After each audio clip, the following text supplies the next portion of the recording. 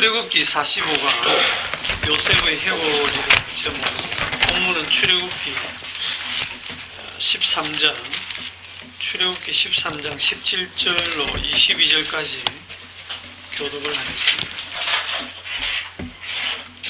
바로가 백성을 보낸 후에 블레셋 사람의 땅의 길은 가까울지라도 하나님이 그들을 그 길로 인도하지 아니하셨으니 이는 하나님이 말씀하시기를 이 백성이 전쟁을 하게 되면 마음을 돌이켜 애굽으로 돌아갈까 하셨습니다.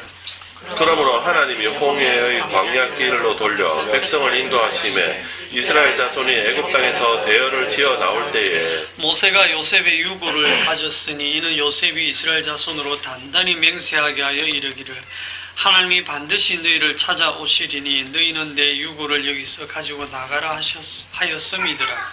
그들이 숲곳을 떠나서 광야 끝 에담에 장막을 치니 여호와께서 그들 앞에서 가시며 낮에는 구름 기둥으로 그들의 길을 인도하시고 밤에는 불 기둥으로 그들에게 비추사 낮이나 밤이나 진행하게 하시니 낮에는 구름 기둥 밤에는 불 기둥이 백성 앞에서 떠나지 아니하니라. 아멘. 지난주에 인터넷으로 말씀 들으시는 분이 그 질문을 제가 말씀을 드렸는데 기억나시나요? 안 들으셨죠? 들었어요. 들으셨어요? 예. 한 주간 생각하셨는지 모르겠어요. 질문이 뭐냐면 생각해가 오라고 했는데. 네, 질문이 이 개개인의 구원이 아니라는 이제 제가 드린 말씀 듣는 중에 개개인의 구원이 아니다는 게 이제 궁금해서 질문을 하셨고 그 다음에 거기에 대한 답을 제가 예수님 한 분만 구원하신다 했거든요. 왜 예수님 한 분만 구원하신다로 가는지는 제가 설명 안 하고 그냥 딱 그래 했는데 그렇게 하니까 그러면 예수님을 구원하시는 이유는 뭐냐, 예수님은 애초부터 죄가 없으신데 하는 거고 하고, 세 번째는 이제 인간이 없다면, 죄인이 없다면 심판도 구원도 필요가 없을 거고 예수님 홀로 영광 받으시기 충분하신데 인간이 왜 필요할까, 이런 취지의 질문인 것 같은데 생각해 오신 분은 개개인의 구원이 아니라는 부분, 왜 예수님만 구원하실까? 집사님 생각 좀 해보셨어요? 컴퓨터 때문에. 네. 뭐 늘 생각하던 일인데 또 막상 그렇게 질문을 들으니까 그때만 생각했죠. 그리고 뭐 다른데 세상 사는데 정신 팔려가지고. 잘하셨어요. 예. 이 땅에는 수십억의 사람들이 살아왔고 지금도 수십억의 사람들이 살고 있습니다. 그런데 성경이 보는, 성경에서 말하고 있는 사람은 딱 두 사람입니다. 딱 두 사람. 첫째 아담하고 그 다음에 둘째 아담 또는 마지막 아담이라고 하는 아담. 요 두 사람밖에 없어요. 요 두 사람으로만 딱 성경은 봅니다. 그럼 나머지 사람 뭡니까? 여기에 다 포함되어 있죠. 여기 어디냐면 고린도전서 15장에 있습니다. 고린도전서, 신약성경 고린도전서 15장, 신약성경 283쪽,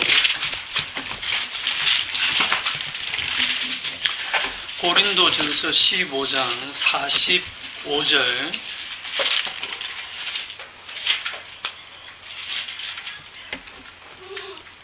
기록된 바 첫사람 아담은 생명이 되었다 함과 같이 마지막 아담은 살려주는 영이 되었나니 그러나 먼저는 신령한 사람이 아니요 육의 사람이요 그 다음에 신령한 사람이니라. 첫사람은 땅에서 났으니 흙에 속한 자이거니와 둘째 사람은 하늘에서 나셨느니라.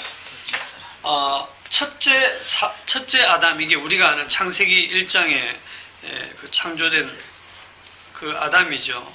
이 아담을 뭐라고 하냐면 육의 사람이라고 하고 흙에 속한 사람이다 이렇게 얘기를 하고, 그 다음에 이 둘째 아담이 이제 신령한, 그걸 영이라고 할 수 있습니다. 영에 속한 사람, 또 하늘에서는 이쪽은 땅에서 난 자. 이렇게 크게 두 사람으로만 봅니다. 그래서 하나님께서는 사람들을 이렇게 보실 때 개별적으로 안 다루세요. 우리 한 사람 한 사람이 뭐 무슨 행위를 하고 어떻게 살든지 그거 가지고 시비를 안 거십니다. 그걸 보는 게 아니라 하나님은 딱 이렇게 봐요. 네가 지금 어디에 소속이 되어 있느냐? 여기에 속했니? 여기에 속했니? 한국 사람이니 일본 사람이니 이것처럼 소속이 어디냐를 보십니다.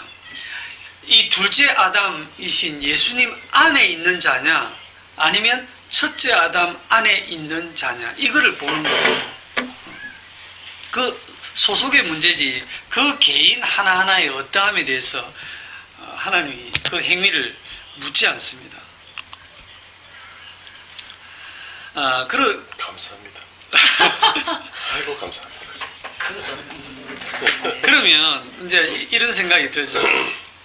우리는 이제 우리 평범한 우리는 여기에 들고 싶은데 둘째 아담 쪽에 처음 태어날 때부터 우리는 어디에 이게 구분이 될까요? 어디에 들어가는지. 처음 태어날 때 우리는 이 땅에 태어날 때 전부 첫째 아담 안에서 태어납니다. 첫째 아담 안에서 태어나서 우리는 다 육에 속한 자고 흙에 속한 자고 땅에서 난 자예요. 그래서 죽어서 흙으로 돌아가야 되는. 그런데 이 중에서 그 여기서부터 끌어내는 거예요. 둘째 아담 안으로 끌어내는 겁니다. 그게 이제 48절에 보시면 무릇 흙에 속한 자들은 저 흙에 속한 자와 같고 저 흙에 속한 자라는 건 첫째 아담이에요. 무릇 하늘에 속한 자들은 저 하늘에 속한 즉 예수님과 같아요. 49절에 우리가 흙에 속한 자의 형상을 입은 것 같이. 자, 우리는 처음에는 반드시 흙에 속한 자의 형상을 입고 납니다. 이 땅에 나올 때. 그런데 이 땅에서 어느 시점에서 물론 뭐 하나님 입장에서는 시간을 다 초월하시지만 하늘에 속한 이 형상을 입게 됩니다.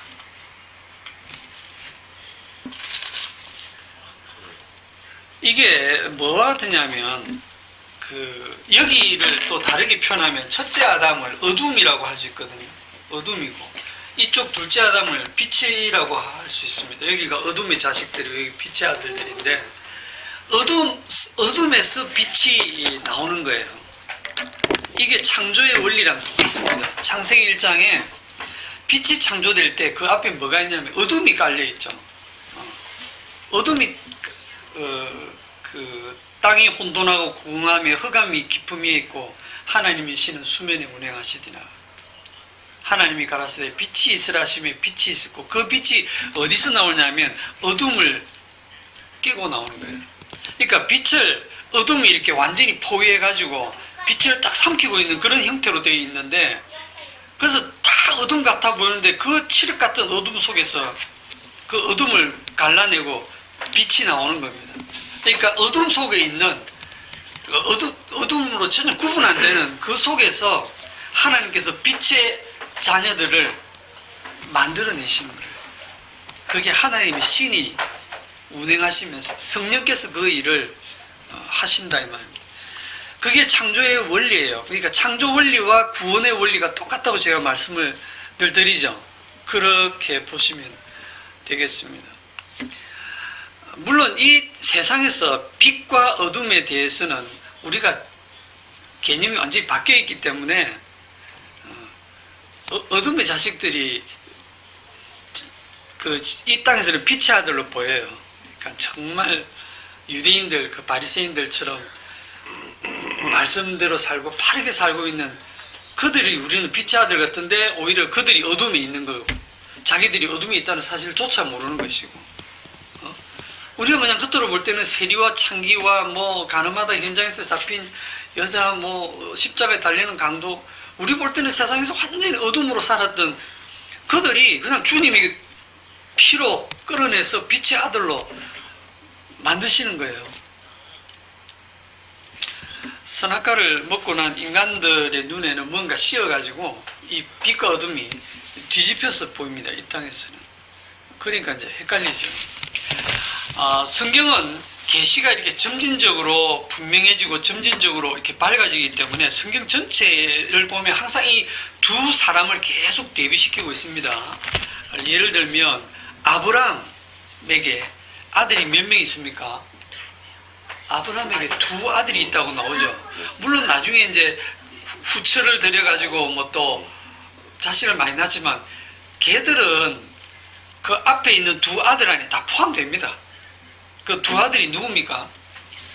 이스마엘, 그 다음에 이삭이죠. 이스마엘이 혈통으로 보면 장자인데 이스마엘과 이삭이 딱 그 두 아들이 태어나서 비교를 하고 있는데,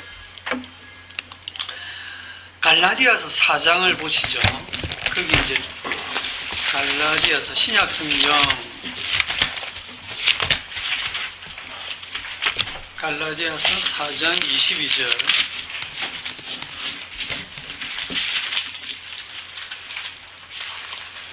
갈라디아서 4장 22절. 기록된 바 아브라함에게 두 아들이 있으니, 딱 여기 나오죠. 우리 어릴 때는 주일학교에서 뭐 믿음의 조상 아브라함은 7명의 아들이 있었는데요. 그 중에 하나 키가 크고요. 나머지는 작대요. 뭐 이런 노래도 부르는데 기억나세요? 하필 키 얘기는 왜 하는지 모르겠어요.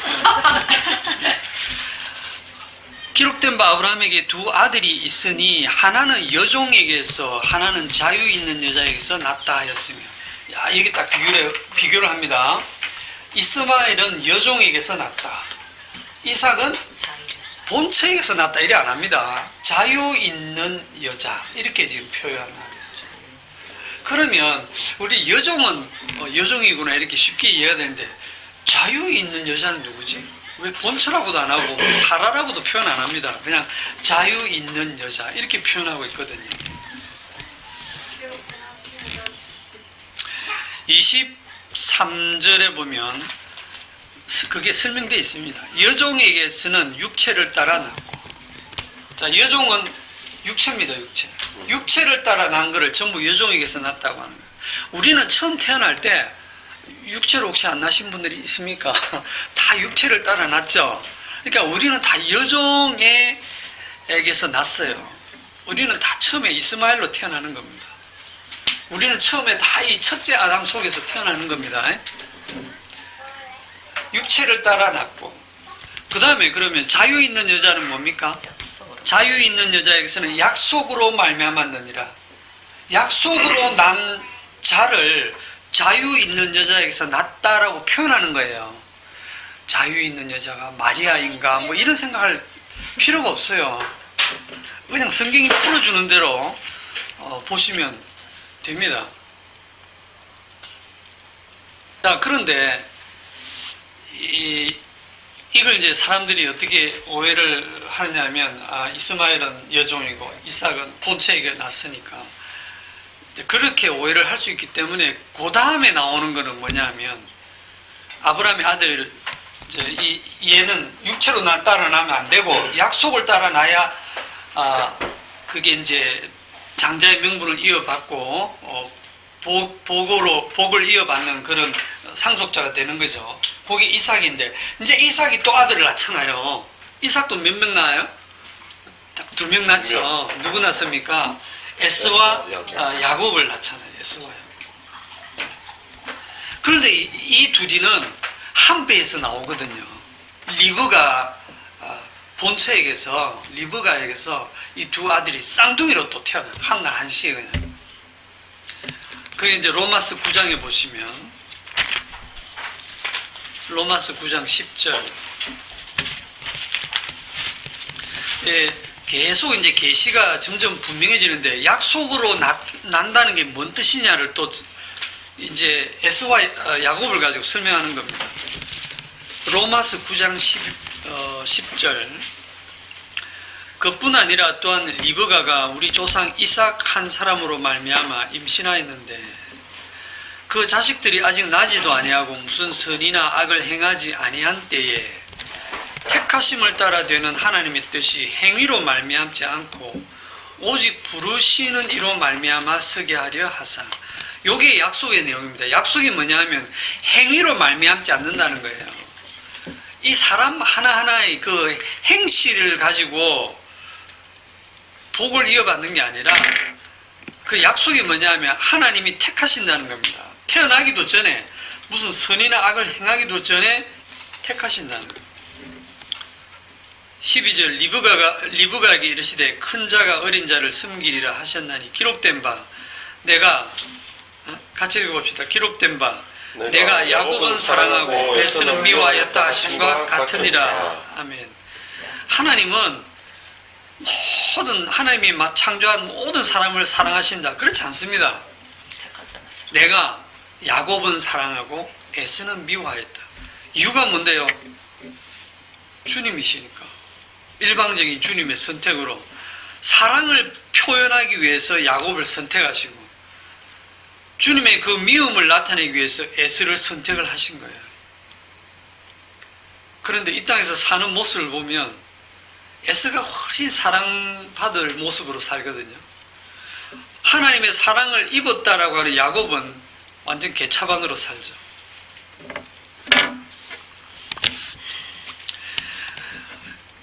야곱을 선택한 이유가 있지 않을까? 네? 야곱을 선택한 이유가 있을까요? 없을까요?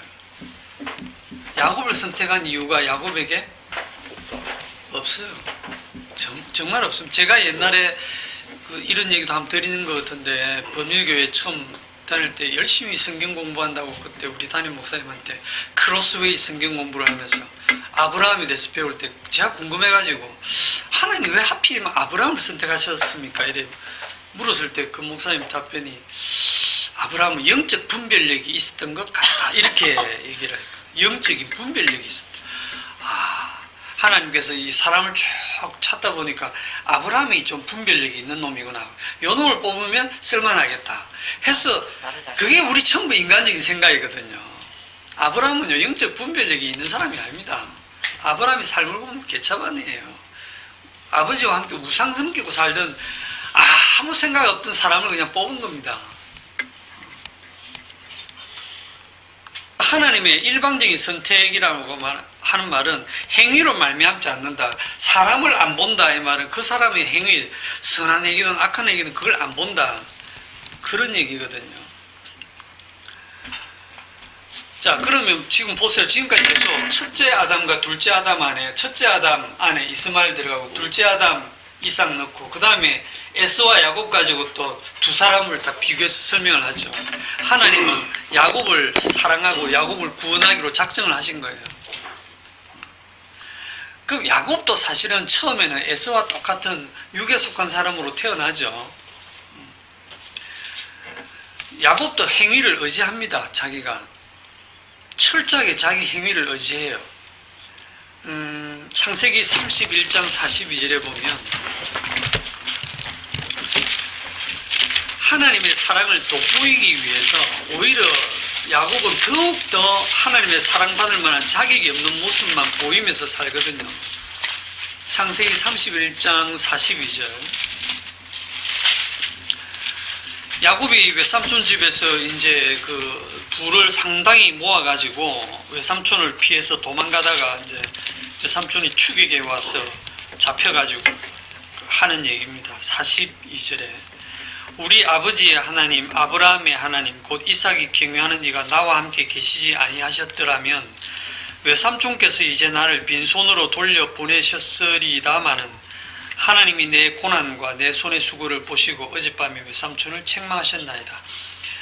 이 외삼촌도 되게 못된 사람이지만 야곱은 한 수 더 높죠. 그래가지고 몰래 이제 외삼촌의 두 딸과 그 자기 자식들하고 여종하고 다 데리고 재산 다 모아서 외삼촌 몰래 이제 도망쳐 왔는데 외삼촌이 추격에 왔잖아요. 근데 하나님이 외삼촌이 꿈에 나타나서 이 라반을 책망했어요. 그 야곱에게 묻지 마라. 이래가지고 그걸 이제 이 야곱이 얘기를 하는 거예요. 이때 여기 하는 얘기 중에 여러분 보실 게 뭐냐면 하나님이 내 고난과 내 손의 수고를 보시고 외삼촌을 책망했다. 이게 굉장히 뭐 믿음 좋은 말인 것 같지만 이게 딱 유괴 사람의 특징입니다. 하나님도 내 손의 수고와 내 고난을 알아주신다는 거. 하나님도 내 고난과 내 손의 수고를 알아주신다. 망고지생각. 네, 이게 망고지생각이죠. 이게 첫째 아담만에 속한 사람의 특징입니다.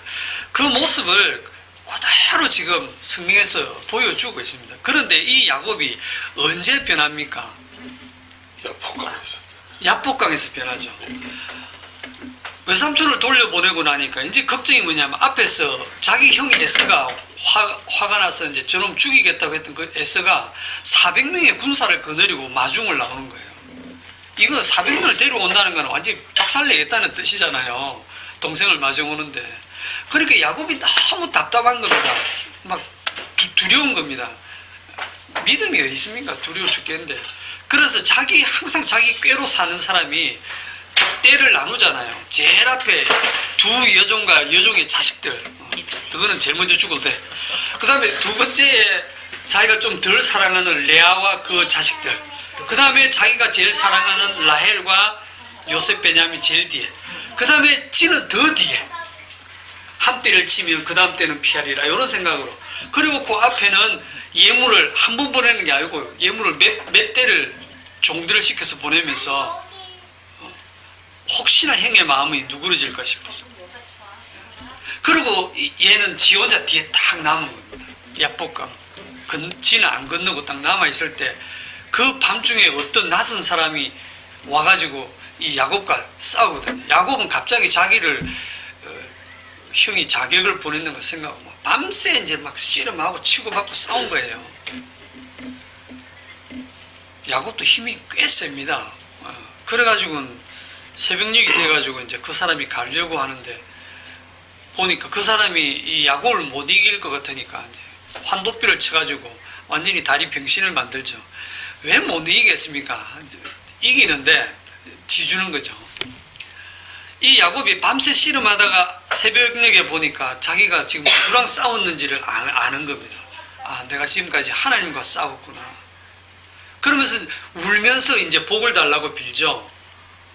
지금까지 자기가 받았던 그 모든 물질적인 복이 진짜 복이 아니라는 걸 깨닫게 된 거예요. 그 복을 달라고 빌었을 때 그 사람이 복을 주는데 뭐라고 주냐면 네 이름을 뭐라고 한다? 이제 야곱이 아니고 너의 이름을 야곱이라 하지 않고 이스라엘이라 하겠다. 이렇게 이름 바꿔주는 게 축복입니다. 이게 복이에요. 이게 너무 시시하다. 야곱의 이름을 이스라엘로 바꿔줘. 그런데 이 이스라엘이 하나님의 사랑하는 자고 하나님의 백성이 되는 거거든요. 이제 이 둘째 아담 안에 완전히 들어오는 거거든요. 야곱은 한 사람인데 이스라엘은 민족이고 큰 나라가 되죠. 예, 애굽에 들어가서 큰 민족이 큰 나라가 되고 수많은 개개인들이 모여서 이스라엘 민족을 이루고 있잖아요. 그 개개인을 하나님이 보신 게 아니고요. 그 이스라엘 민족 전체는 누구한테 들어가 있냐면 야곱 안에 들어가 있어요.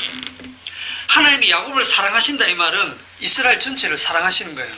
그래서 이스라엘을 출애굽할 때 얘들은 내 아들들이다라고 표현하지 않고 이스라엘은 내 아들, 내 장자다라고 단수로 딱 표현을 하시는 거예요. 그러면 왜 야곱 한 사람을 다루지 않고 그렇게 이스라엘로 번성시켜서 60만 명의 그 장정으로 해서 다루시느냐? 그 이스라엘은 야곱을 확장한 거죠. 야곱을 확대시킨 거예요. 야곱을 크게 확대시킨 겁니다. 하나님이 사랑하는 야곱, 하나님이 사랑하는 그 이스라엘이 어떤 모습인가 한 거를 확대를 시켜놓은 모습이 뭐냐? 이스라엘의 그 우상숭배하는 역사입니다. 하나님이 사랑하는 자가 어떤 꼬라지로 사는지를 봐라 하는 걸 보여주는 거예요. 야곱은 행위와 상관없이 무슨 선이나 악을 행하기 전에 사랑받기로 이미 작정되어 있습니다. 이스라엘은 내 아들 내 장자라고 이미 정해놓고 하나님 시작하시는 거예요. 이게 하나님의 선택이고 하나님의 언약이고 하나님의 변치 않는 사랑입니다. 하나님은 누구를 구원하시냐면 이 이스라엘만 구원해요. 이 이스라엘이 나중에 오면 누구냐면 진짜 내 아들 내 장자가 누구냐? 예수님밖에 없어요. 하나님은 예수님만 딱 구원하시는 거예요. 우리는 뭡니까? 우리는 내 구원에만 관심이 있기 때문에 자꾸 내 개인을 보서 우리는 어떻게 합니까? 우리는요, 우리라는 건 없어요. 우리는 죽고 그리스도의 몸으로서 우리가 구원을 받는 겁니다. 교회로 예수 그리스도의 몸으로서 구원이지 내 개인의 구원이 아니에요. 그런데 예수님의 몸을 이루고 있는 우리 교회 안에 소속되어 있는 성도 한 사람 한 사람의 삶을 확대해서 이래 들여다보면 개차반이죠. 뭐 복음에 대해서 뭘 생각합니까? 하나님의 영광에 대해서 뭘 생각합니까? 뭐 일주일 내내 자기 사는 것만 생각하지. 그러니까 그런 어둠의 모습을 그대로 가지고 있습니다. 두 번째 질문이 예수님을 구원하실 이유가 뭡니까? 예수님 애초부터 죄가 없으신데 이제 첫 번째 질문에 대한 답을 잘 이해하셨다면 이 질문도 쉽게 답을 할 수가 있어요. 이 첫째 아담 안에 우리 자기 백성을 집어넣어놨다고 했죠. 자기 백성을 아예 첫째 아담 안에서 태어나도록 했단 말입니다. 어둠 속에서 키웠단 말입니다. 어둠 속에서 어둠과 똑같이 키웠단 말입니다. 어둠 속에서 다르게 표현하면 죽음 속에서 어둠 속에서 거기서 자기 백성을 끌어내는 방법이 뭐냐면 진짜 빛이신 그분이 어둠 속으로 들어가신 거예요. 진짜 죄 없으신 그분이 죄 아래로 들어가신 거예요.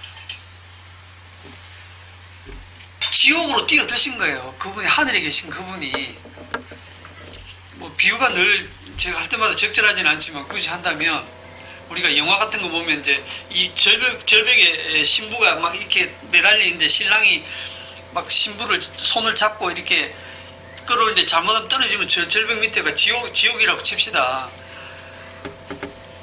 결국은 신부가 잘못해서 떨어지는데 신랑이 아유 안 됐다. 뭐 난 새로 장가 가야 되겠다. 잘 가라. 이러고 끝내는 게 아니라 그 신부를 위해서 신랑이 같이 지옥으로 그냥 뛰어드는 겁니다. 죄를 구하기 위해서. 예수님이 우리의 자기 백성의 운명 속으로 죽음 속으로 들어오신 거예요. 죄와 사망 가운데로 들어오신 거예요.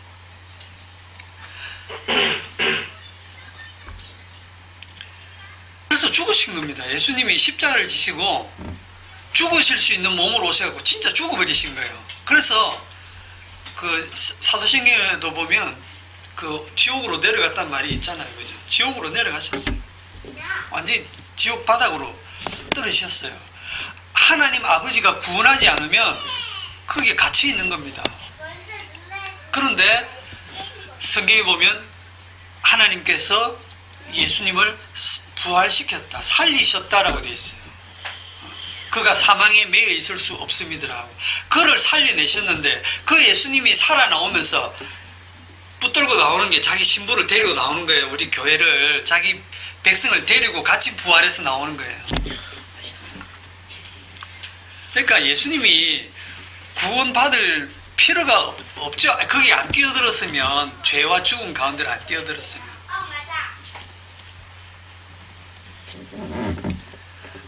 그 모든 일을 행하시는 이유가 뭐냐? 주님이 홀로 영광 받으시기 위해서입니다. 영광을 받으시려면 영광을 돌릴 사람들이 필요하잖아요. 그죠? 그래서 사람이 창조된 것이고, 그 정도로 질문에 대한 답은 하고요. 오늘 본문을 이제 시작해서 언제 끝나겠노? 생각부터 드시죠. 좀 빨리 끝낼게요.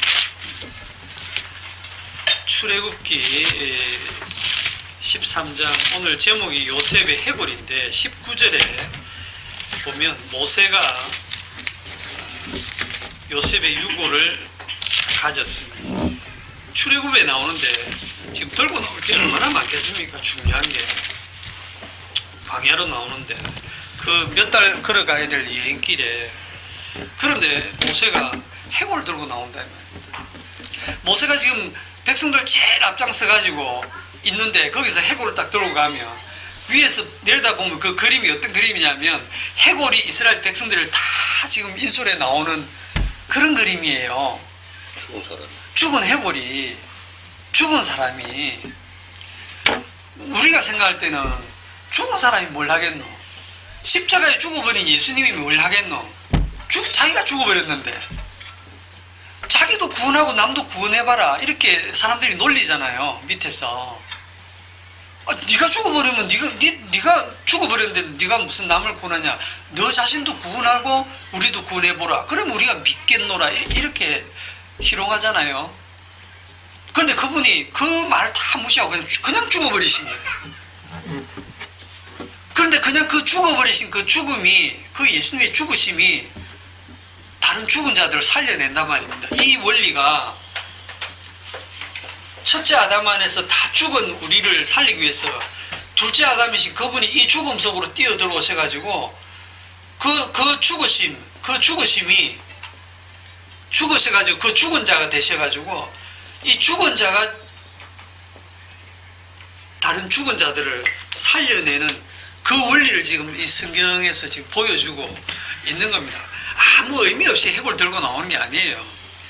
여러분, 그 창세기 50장에 보시면, 자, 50장에 가봅시다. 24절에 요셉이 죽으면서 유언을 하거든요.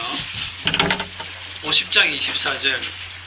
요셉이 그의 형제들에게 이르되 나는 죽을 것이나 하나님이 당신들을 돌보시고 당신들을 이 땅에서 인도하여 내사 아브라함과 이삭과 야곱에게 맹세하신 땅에 이르게 하시리라 하고 요셉이 또 이스라엘 자손에게 맹세시켜 이르기를 하나님이 반드시 당신들을 돌보시리니 당신들은 여기서 내 해골을 메고 올라가겠다 하라 하였더라. 요셉이 110세의 죽음에 그들이 그의 몸에 향재료를 넣고 애굽에서 입관하였더라. 아마 뭐 이 애굽의 그 장례 박에 따라서 미라를 만들듯이 했겠죠. 이렇게 한 이후에 400년이나 세월이 지나잖아요. 400년. 완전히 해골이 된 겁니다. 그런데 내 해골을 메고 올라가라고 하는 이 마지막 유언이 나는 죽어도 내 뼈는 내 고향 땅에 묻히고 싶다. 그런 취지가 아닙니다. 그런 취지면 자기 아버지 죽었을 때 가나안 땅에 들고 가서 묻었잖아요. 그럼 자기는 뭐 그래 안 됩니까? 안심하기 위해서 이 자손들이 까먹을 수도 있으니까 나 죽으면 바로 들고 가서 묻어라 이럴 수도 있는 거예요. 얼마든지. 그런데 그래 안 하고 내 해골을 여기에 가지고 있다가 하나님이 반드시 데리고 나갈 거다. 우리는 여기가 계속 살 곳이 아니다. 나갈 때 내 해골을 반드시 가지고 나가라. 이 해골이 여러분 요셉이 결국 뭐냐면 요셉이 이스라엘을 애굽 땅으로 데리고 들어갔어요. 요셉은 예수님의 상징입니다. 예수님의 모형이에요. 이스라엘을 애굽으로, 이 애굽은 죽음을 상징하고 어둠을 상징하는 그 세상이거든요. 그 세상 속으로 끌어들인 게 요셉입니다. 요셉이 수를 써가지고 이스라엘 자기 백성들을 끌어들였고, 요셉이 죽어서라도 해골이 되어서라도 그 애굽에 머물면서 자기 백성이 그 죽음 가운데서, 어둠 가운데서, 죄 가운데서 번성하게 하셨죠. 그 애굽에서 데리고 나오는 것도 해골이 데리고 나오는 거예요. 그런 그림을 그려놓은 겁니다.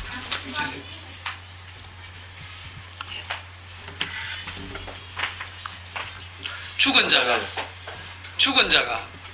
자를 살려내는 이 원리가 성경에 또 나와요. 열왕기하 13장. 열왕기하 13장을 보세요.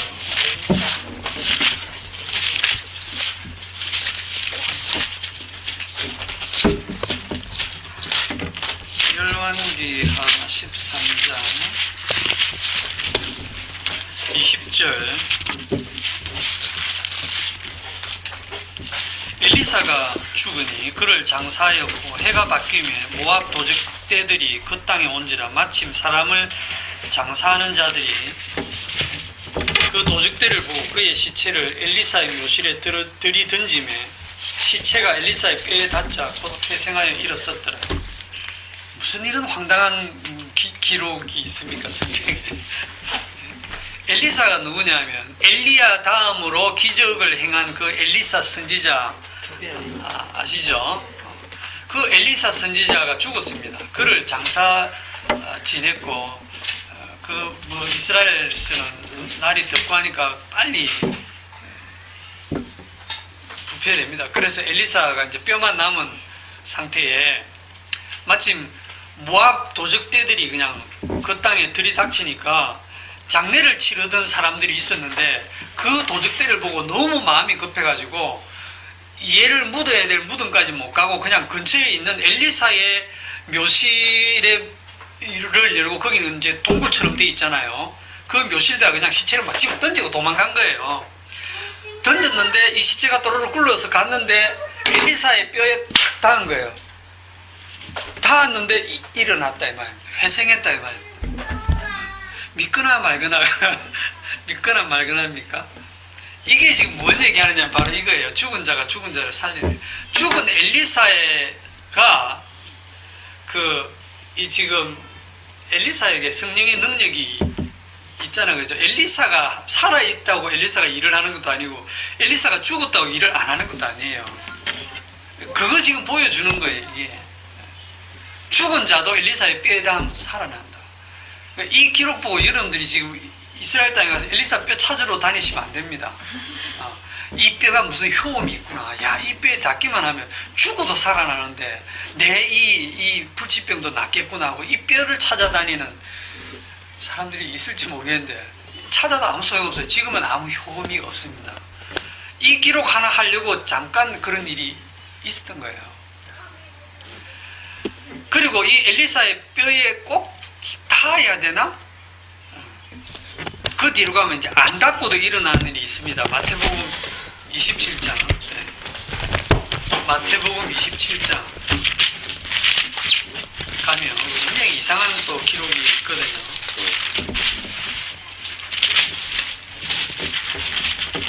27장 50절. 네, 50절부터 볼게요. 예수께서 다시 크게 소리 지르시고 영혼이 떠나시니라. 이에 성소 휘장이 위로부터 아래까지 찢어져 둘이 되고 땅이 진동하며 바위가 터지고 무덤들이 열리며 자던 성도의 몸이 많이 일어나되 예수의 부활 후에 그들이 무덤에서 나와서 거룩한 성에 들어가 많은 사람에게 보이니라.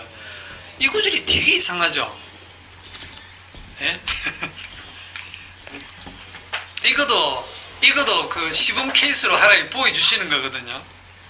예수님이 딱 죽으시는, 십자가에서 죽으시는 그 순간, 예수님의 그 죽은 자 대신 그 죽으심이 죽은 자를 살려낸 거예요. 이거는 예수님의 뼈가 그들의 뼈에 닿는 것도 아니에요. 아주 먼 거리에 있는데, 예수님이 십자가에 딱 죽으시는 그 순간, 영혼이 떠나시는 그 순간에 막 땅이 진동하고 바위가 터지고 무덤이 깨지는데 그 안에서 자던 성도가 회생해서 일어났다 이 말. 일어났는데 그게 이제 정신을 차리고 눈을 떴는데 안 나와 아직. 그것도 안 나오고 무덤이 열려 있는데 이 자던 성도의 몸이 많이 일어났는데 언제 나오냐? 사흘 후에 예수님이 부활해서 나오실 때 그들을 데리고 나옵니다. 참 이상한 기록이죠. 일어나네. 예, 일어나되 부활 후에 그들이 이제 무덤에서 다 걸어 나와서 거룩한 성에 들어서 많은 사람에게 보이더라. 요셉 기록 앞에 11개상 기록을 보고 읽으니까 왜 있는지 알겠어요. 예. 일맥상통하네. 이것만 읽으면 되게 이상한데. 월화의 공동묘지도 아니고. 그렇죠. 이거 아마 현실로 겪으면 네. 아주 어스스할 거예요. 죽은 사람 보면 죽어 있지. 와 걸어 나온. 무덤에서 일어나면 엄청 무섭겠다. 그렇죠. 무섭겠죠. 사람들은 놀래 기겁하겠다. 월화의 공동. 이게 그냥 이렇게 데몬스트레이션으로 이렇게 딱 보여주시는 겁니다. 이후에 이 사람들이 계속 그 이후에 영생한 게 아니고 다 죽어요. 다시 그냥 시범으로 보여주는 겁니다. 그래서 요셉의 해골의 의미가 그런 의미를 가지고 있고, 이제 한 가지만 더 보고 말씀을 마무리할게요.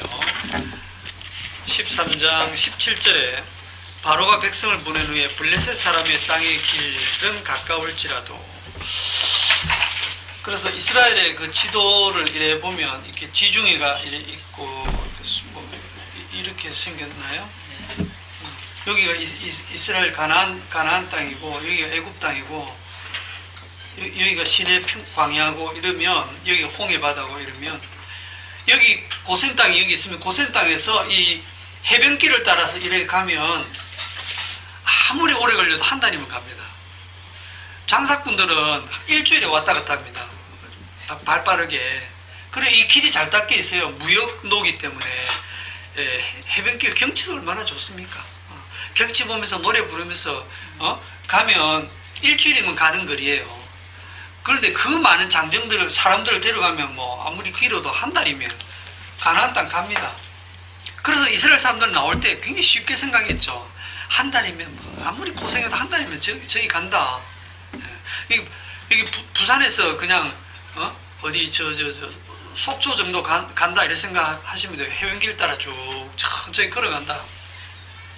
그런데 하나님이 그런데 요 가는 길이 여기 블레셋이라는 블레셋 이게 현대어로는 팔레스타인입니다. 블레셋이 팔레스타인 지금도 팔레스타인하고 이스라엘하고 계속 싸우고 있잖아요, 그죠? 이 블레셋하고 이스라엘이 계속 싸우는데 블레셋이 지키고 있는 그 땅을 통과하니까 이제 전쟁을 할 수 있다 이거죠. 그래가지고 이쪽으로 돌려서 홍해로 해가지고 이 광야로 들어간다 이렇게 지금 하나님이 얘기를 하는 겁니다. 근데 이 광야길로 들어가서 빙빙빙빙 돌아가면 예를 들어서 부산에서 속초 갈 거를 부산에서 광주로 갔다가 건너가지고 저 상하이로 갔다가 저 만주 들렀다가 시베리아 갔다가 뺑뺑 도는 거예요. 옷에 엄청 여우도 먹겠다. 길 안내 누가 하고 있습니까 지금 이거? 죽겠어. 무슨 길을 이렇게 안내를 합니까? 죽겠어. 인도하시고 구름기둥과 불기둥으로 아무리 그게 구름기둥 불기둥 그 기적도 좋지만 그냥 빨리 가서 쉬고 싶지 뭘 그렇게 빙빙 둘러가요. 포켓답이 이런 것도 있는 것도 아니고. 그런데 여기에 보면 하나님이 이유를 설명하시는데 이는 하나님이 말씀하시기를 이 백성이 전쟁을 하게 되면 마음을 돌이켜 애굽으로 돌아갈까 하셨습니다. 그러므로 하나님이 홍해의 광야길로 백성을 돌렸다 그래 돼 있죠. 이 이유가 납득이 되세요? 지금 하나님이 어떤 분이신데 애굽에 지금 10가지 재앙 내리고 그 당시 가장 강대했던 애굽 나라를 박살을 내고 이스라엘을 데리고 나오고 또 가나안 땅 들어가면 수많은 전쟁을 치를 때 하나님이 다 그 박살을 내는데 블레셋하고 전쟁이 힘들어서 하나님이 백성들을 광야로 돌린다? 이유 같지 않습니다. 그런데 여기는 이유를 그래 적어놨잖아요. 이거 어떻게 생각하세요? 어떤 이유를 붙여서라도 아니 모든 게 이유가 됩니다. 모든 게 이유가 되는데 그 이유가 사실은 진짜 이유가 아니에요. 그래서 우리가 성경을 읽을 때 하나님이 이유라고 붙여놨지만 그게 진짜 이유가 아니에요. 하나님 참 말씀 재밌게 하세요. 그런데 이스라엘 사람들이 광야로 들어와서 뭐 이 한 달이면 갈 걸 뭐 6개월 걸려 갔다 이런 말이 아니죠. 어떻게 됩니까 나중에 광야에서 40년을 지냅니다. 40년을 예? 이럴 줄 알았으면 얘들이 나왔겠습니까? 죽어도 안 나옵니다. 예. 3,500년 전에 이스라엘 백성들 진짜 고생 많이 했습니다.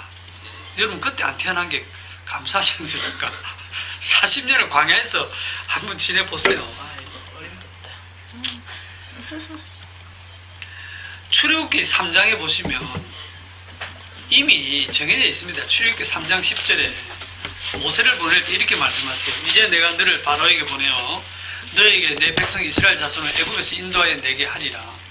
모세가 하나님께 아뢰되 내가 누구에게 바로에게 가며 이스라엘 자손을 애굽에서 인도하여 내리이까. 하나님이 이르시되 내가 반드시 너와 함께 있으리라. 네가 그 백성을 애굽에서 인도하여 낸 후에 너희가 이 산에서 하나님을 섬기리니 이것이 내가 너를 보낸 증거니라. 이 산에서 무슨 산이에요? 시내산이죠. 이 광야에 있는 시내산입니다. 거기가 약속 장소예요. 출애굽해가지고 여기서 만나자 이렇게 하나님이 약속해놨어요. 그거 바로 갚으면 안 되잖아. 이 약속 장소에서 만나게 돼 있어요. 이 산에서 하나님을 섬긴다. 자, 이게 이제 어렵잖아요. 하나님을 섬기는 게 뭐냐? 하나님을 섬기는. 지금까지 바로왕을 섬기고 살았는데 또 나와가지고 또 하나님을 섬긴다. 하나님을 섬긴다. 출애굽기 4장 22절.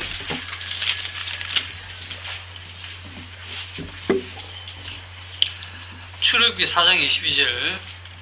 너는 바로에게 이르기를 여호와의 말씀에 이스라엘은 내 아들 내 장자라. 내가 네게 이르기를 내 아들을 보내주어 나를 섬기게 하라 하여도.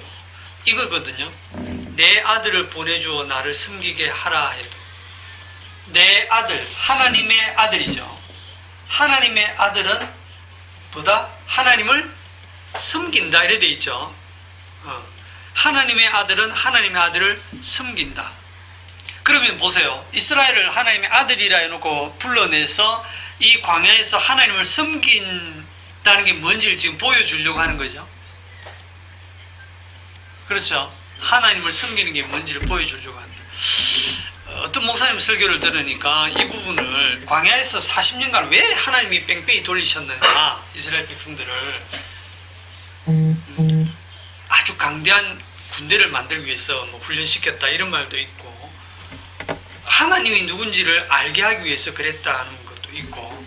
근데 제 생각에는 뭐 그런 것도 틀린 말은 아니지만 제 생각에는 이 광야 40년을 이렇게 살게 하신 것은 또 우리를 예수 믿을 때 바로 천국으로 데려가지 않고 이 땅을, 이 몸을 입고 살게 하시는 이유는 하나님을 알게 하시는 목적도 있지만 사람이 누군지를 알게 하신다라고 저는 생각해요.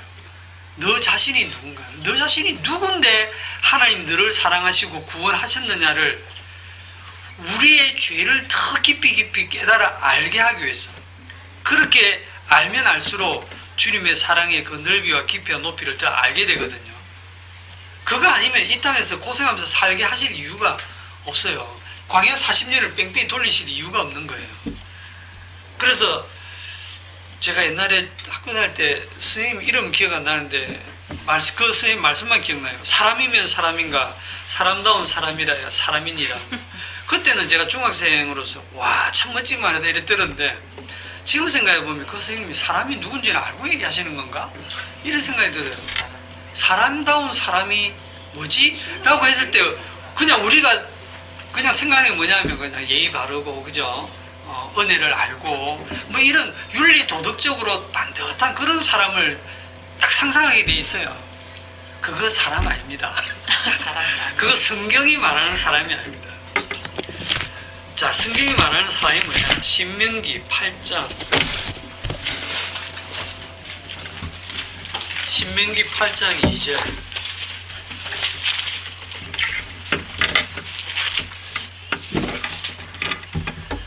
내 하나님이 여호와께서 이 40년 동안에 네게 광야 길을 걷게 하신 것을 기억하라. 기억하면 이가 갈리겠죠. 아니 40년을 갖다 광야 길을 걷게 하신 것을 기억하라. 이는 너를 낮추시며 너를 시험하사 네 마음이 어떠한지 그 명령을 지키는지 지키지 않는지 알려 하심이라. 하나님이 사람 모릅니까? 명령 지킬지 안 지킬지 모르십니까? 꼭 이렇게 40년 돌려봐야 아십니까? 압니다. 하나님 왜 모르겠어요? 그럼 누구 보고 알아라고 하는 겁니까? 3절에 나오거든요. 너를 낮추시며 너를 줄이게 하시며 또 너도 알지 못하며 네 조상들도 알지 못하는 만나를 네게 먹이신 것은 사람이 떡으로만 사는 것이 아니요 여호와의 입에서 나오는 모든 말씀으로 사는 줄을 네가 알게 하려 하심이니라. 그 네가 알게 하려고 광야 40년 돌렸다. 아느냐? 모릅니다. 이렇게 돌린다고. 왜 모르냐면 여러분들이 우리가 이 구절 딱 보면 사람이 떡으로만 사는 것이 아니요 여호와의 입으로 나오는 모든 말씀으로 산다. 아, 말씀으로 사는구나. 사람이 밥만 먹고 살면 안 되고 하나님의 말씀을 로 살아야 된다. 말씀을 지키면서 살아야 된다. 그렇게 다들 이해를 하시거든요.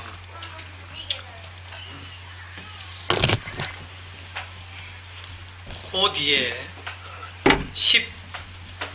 14절 네 마음이 교만하여 네 하나님 여호와를 잊어버릴까 염려하노라. 여호와는 너를 애굽 땅 종되었던 집에서 이끌어내시고 너를 인도하여 어디로 갑니까? 그 광대하고 위험한 광야 곧 불뱀과 정갈이 있고 물이 없는 간조한 땅을 지나게 하셨으며 또 너를 위하여 단단한 반석에서 물을 내셨으며 네 조상들도 알지 못하는 만나를 광야에서 네게 먹이셨나니 이는 다 너를 낮추시며 너를 시험하사 마침내 네게 복을 주려 하심이었느니라. 그러나 네가 마음에 이르기를 내 능력과 내 손의 힘으로 내가 이 재물을 얻었다 말할 것이라. 요 말을 딱 누가 하냐면 야곱이 하거든요. 내 손의 수고와 내 고난을 하나님이 보시고 나를 빈손으로 보내지 않았습니다. 딱 그렇게 돼 있어요. 야곱. 그래서 야곱을 죽도록 하나님이 고생을 시키시는 거예요. 자, 불뱀과 정갈이 있고 물이 없는 간조한 땅 광야. 광야는 사람이 살 곳이 아니다. 사람이 살 곳이 아닙니다. 물도 없고 먹을 것도 없어요. 사람이 살 곳이 아닙니다. 살 곳이 아닌 곳을 사람을 데리고 가서 너희들이 지금 뭐로 사느냐를 지금 보여주시는데 이 신명기 이 8장 3절을 해석한 부분이 이제 마태복음이 있거든요.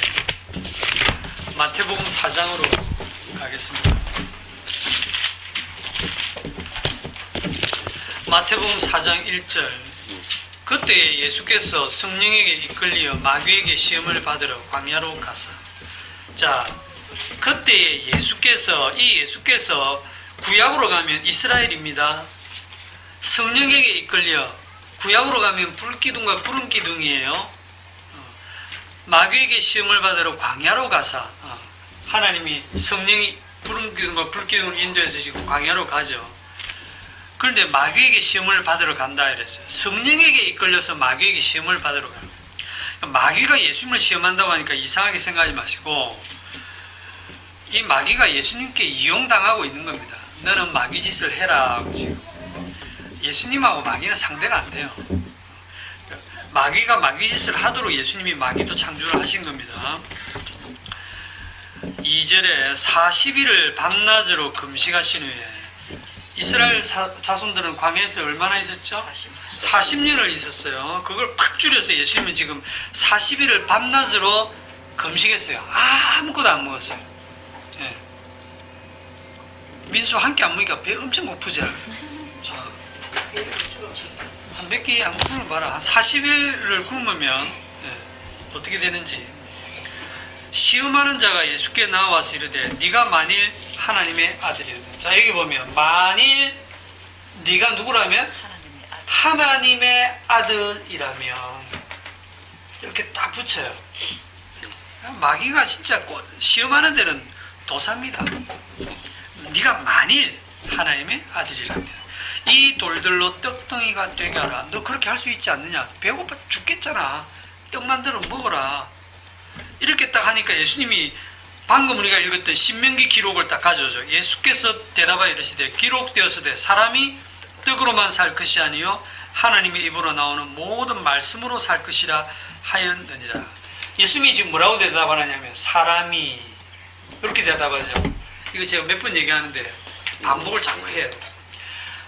마귀는 하나님의 아들이라면 하고 물었을 때 예수님이 하나님의 아들은 떡으로 사는 것이 아니고 말씀으로 산다. 이래 대답 안 하고 뭐라고 대답했어요? 사람이 이래 대답. 그러면 뭐라고 되는 겁니까? 예수님이 보실 때 사람은 곧 하나님의 아들인 거죠. 하나님의 아들은 아까 출애굽기에서 하나님을 섬기는 자죠. 하나님을 섬기는 자, 곧 하나님의 말씀대로 사는 자, 하나님의 말씀으로 사는 자, 그가 하나님의 아들이고 그가 사람이라는 겁니다. 그러면 구약의 이스라엘 백성들이 보여주는 게 뭐냐면 사람 아니라는 걸 보여준 거예요. 이스라엘 광야 40년 동안 그들은 말씀으로 산 게 아니고 그냥 떡으로 산 겁니다. 광야에 40년 만나를 먹었어도 무슨 뜻인지도 모르고 그냥 배부른 떡으로 먹고 산 거예요. 그거를. 그게 사람 아니라는 거예요. 사람은 누구밖에 없어요? 예수님밖에 없어요. 자, 딱 두 사람인데 첫째 아담, 이게 이제 사람 아닌 거고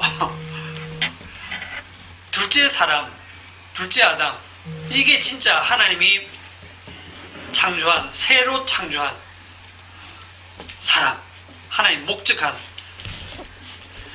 그 사람은 무엇으로 사느냐면 떡으로 사는 것이 아니라 하나님의 입으로 나오는 모든 말씀으로 산다.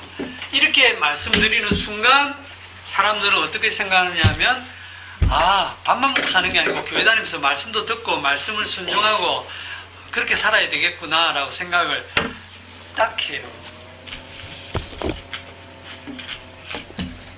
바쁘십니까? 네. 나중에 뭐 녹음한 거 들으시면 되고.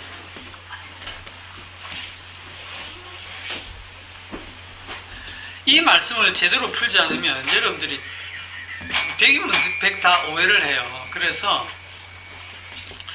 뭘 봐야 되냐면 구약에 항상 이걸 봐야 돼요. 구약에 이스라엘 사람들이 말씀대로 살았어요, 안 살았어요?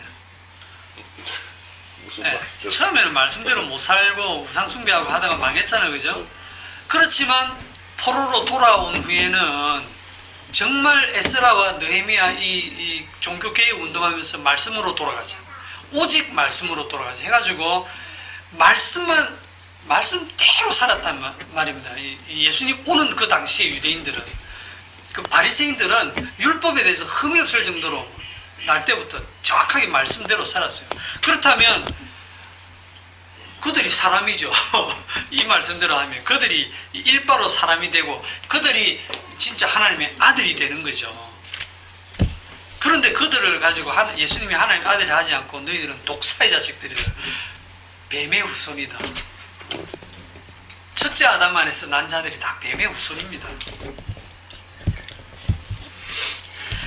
그 다음을 보면 이해가 됩니다.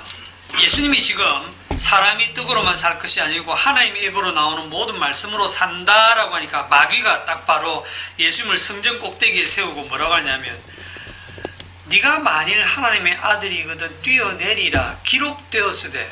이 마귀도 성경 잘 압니다. 성경 구절을 딱 가지고 와서 지금 시험을 해요. 네가 말씀대로 산다 했지. 좋아. 그럼 말씀대로 살아봐 하고 시편 91편 11절을 딱 가지고 옵니다. 그게 그가 너를 위하여 그 천사들을 명하여 네 모든 길에서 너를 지키게 하심이라. 그들이 그들의 손으로 너를 붙들어 발이 돌에 부딪히지 아니하게 하시리로다. 제가 시편을 읽었습니다. 여기 마태복음에 보면 그가 너를 위하여 그의 사자들을 명하시니 그들이 너를 손으로 너를 받들어 발이 돌에 부딪히지 않게 하리로다 라고 시편에 그대로 기록되어 있으니까 이 말씀대로 해봐. 그러면 하나님의 아들 맞지? 이렇게 지금 이게 마귀의 성경 해석이고 이게 마귀의 말씀 적용입니다. 말씀에 분명히 있지 않느냐? 말씀대로 해보라는 거예요. 말씀대로 살아라는 거예요. 이 말씀대로 네가 살면 말씀대로 그대로 이루어질 거라는 거예요. 마귀가 참 믿음이 좋은 것 같아요. 말씀을 이렇게 딱 해석을 해요. 그런데 이 해석이 누가 봐도 맞는 해석이거든요. 문제는 왜? 말씀대로니까. 그런데 이게 유대인들의 성경 해석이고요. 수천 년간 오늘날 신학자들의 성경 해석입니다. 우리들의 성경 해석이고, 그리고 마귀가 하는 성경 해석이고. 요거를 뭐라고 하냐면 하나님의 말씀대로 살면 하나님의 말씀대로 이렇게 이루어지겠지 하는 걸 뭐라고 하냐면 7절에 주 너희 하나님을 시험하지 말라. 예수님이 그게 너희 하나님을 시험하는 거다라고 말씀하시는 겁니다. 그래서 구약의 이스라엘 백성들이 하나님을 시험을 어떻게 했냐면 하나님 우리 가운데 계시는지 안 계시는지 시험했다고 했거든요. 우리가 하나님의 택한 백성, 하나님의 사람이라면 우리 먹을 걸 달라, 마실 걸 달라, 그렇게 다 했다는 겁니다. 자, 하나님의 입으로 나오는 모든 말씀이 뭐냐? 이거를 이제 풀고 마칩시다. 히브리서 1장. 신약성경 저쪽에 히브리서 1장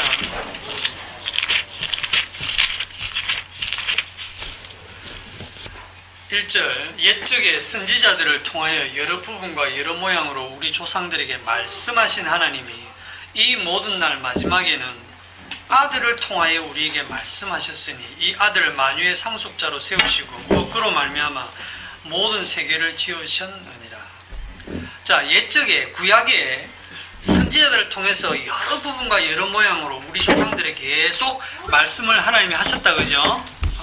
그 하나님이 이 모든 날 마지막에 누구를 통해서 말씀하십니까? 아들을 통하여 우리에게 말씀을 하셨는데 이 아들을 통해서 말씀하시는 방식이 뭐냐면 요한복음 1장 가요. 요한복음 1장 14절 말씀이 14절 같이 읽읍시다. 시작. 말씀이 육신이 되어 우리 가운데 가심에 우리가 그의 영광을 보니 아버지의 독생자의 영광이요 은혜와 진리가 충만하더라. 말씀이 뭐가 돼요? 말씀이 뭐가 돼요? 육신이 되어. 이거는 뭐 도저히 과학적으로 증명은 안 됩니다. 말씀은 이게 그냥 허공에 이렇게 뭐 보이스 있죠. 이 파동으로 날아가는 그걸 우리는 생각하는데 그 말씀이 몸이 됐다는 겁니다. 육신이 돼요. 말씀이 육신이 딱 되어 이 땅에 오셨단 말입니다. 그 말씀이. 그러니까 이 말씀이라는 게 우리가 지켜낼 말씀이 아니에요. 우리가 우리 행위로 지켜낼 말씀이 아니고 말씀이신 그분이 육신이 되어 오셔가지고 그분이 모든 말씀을 십자가에서 성취하십니다. 모든 율법을 완성하십니다. 그러니까 우리가 하는 게 아니고 그분이 십자가에서 다 이루시는 거예요. 다 이루시면. 다 이루시면 그럼 우리가 할 일이 뭐냐? 요한복음 6장 육신이 되어 오신 그분이 뭐라고 하시냐면 요한복음 6장 47절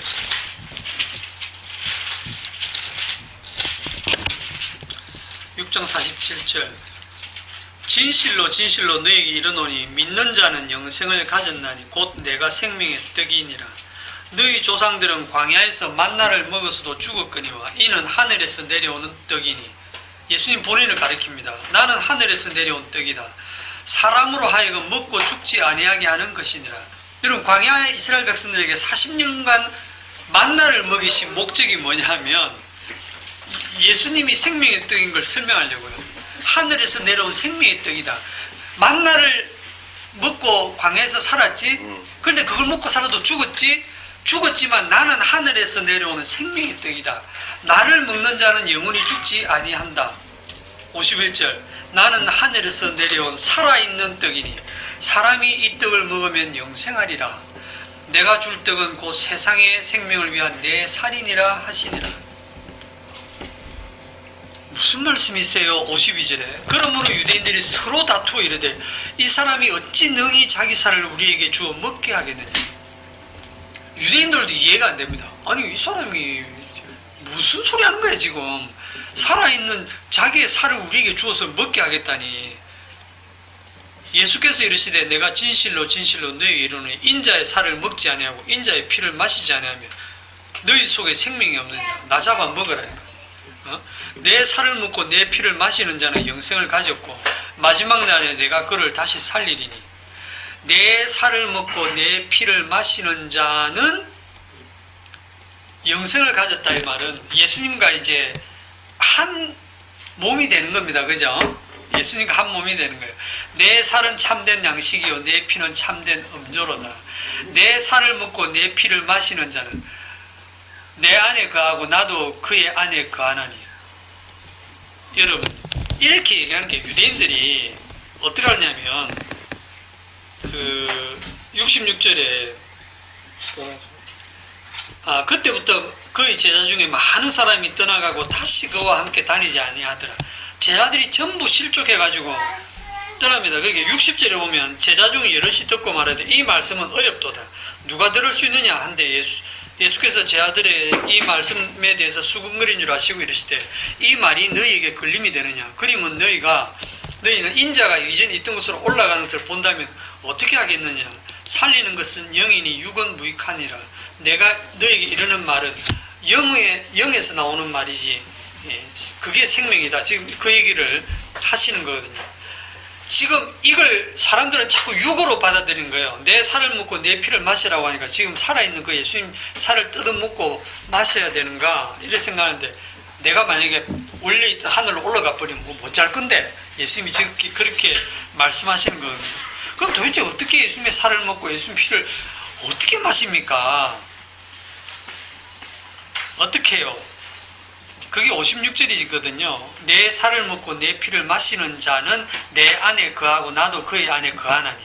자, 예수님 안에 거하고 나도 그의 안에 거하는 이 내용이 나중에 또 어디에 나옵니까? 요한복음 14장, 15장, 16절에 뭐로 나오냐면 성령이 오시면 예수님이 십자가에 죽으시고 부활 승천하신 후에 성령을 보내주시면 그 성령이 임한 자는 내 안에 거하고 나도 그 안에 거하고 그는 아버지 안에 거하고, 그게 이루어지는 거죠. 성령 받는 걸 얘기를 하시는 거예요. 그러니까 성령을 받게 되면 예수님과 함께 하나의 운명이 되는 거예요.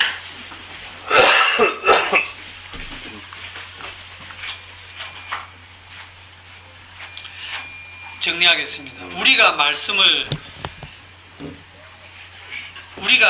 하나님 말씀하옵소서, 제가 그 말씀대로 살겠습니다. 지켜내겠습니다. 이런 식으로 내가 말씀을 지켜서 사는 게 아니고요. 거꾸로 말씀이신 그분이 다 십자가에서 이루어진 그 말씀이 우리를 살려내십니다. 완성하신 그분이 보내신 영이 우리를 살려내세요. 그분의 살과 피를 우리에게 주셨잖아요. 십자가에서. 그래서 하나님의 입으로 나오는 모든 말씀으로 사는 자가 누구냐? 십자가에 죽으신 예수를 믿는 자입니다. 여기 있는 말씀을 문자적으로 지키는 자들이 아니고. 그래서 가장 마귀적인 사고방식이 뭐냐면 말씀대로 하자. 이 말씀대로 살자. 말씀에서 이렇게 하라고 하지 않느냐.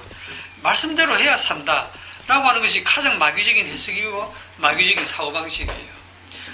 이 말씀을 우리 보고 지키라고 주신 게 아니라 이 모든 말씀은 예수 그리스도를 향해 있습니다.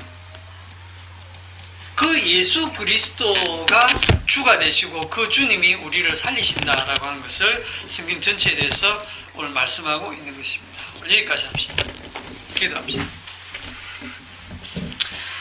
주님, 우리가 말씀을 지켜서 사는 것이 아니라 우리에게서 나오는 것은 죄밖에 없다고 하는 것을 알게 하시고, 말씀이신 그분이 십자가에서 그분의 살과 피를 주시고 그분의 죽으심이 우리를 죽음에서 살려낸다고 하는 것을 깨닫게 하시고, 우리의 살아가는 삶을 통해서 그 주님의 희생과 그 주님의 사랑이 얼마나 큰지를 우리의 죄의 모습을 통해서 더욱 드러내는 삶이 되게 하옵소서. 예수님의 이름으로 기도하옵나이다. 아멘. 수고했습니다.